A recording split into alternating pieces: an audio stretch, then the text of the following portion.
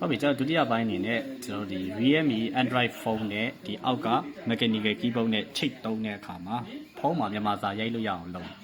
မြန်မာစာရိုက်လို့ရအောင်လုပ်ဖို့အတွက် software တစ်ခုလိုတယ်လိုတဲ့ software ကိုဒီ link ကနေ down မယ်နော်အဲ့မှာတော့ဘာ down မလဲဆိုတော့ ANZ မြန်မာ physical keyboard ပေါ့အဲ့ဒါဒီမှာ ANZ မြန်မာသူ့ကို download ဆွဲလိုက်မယ်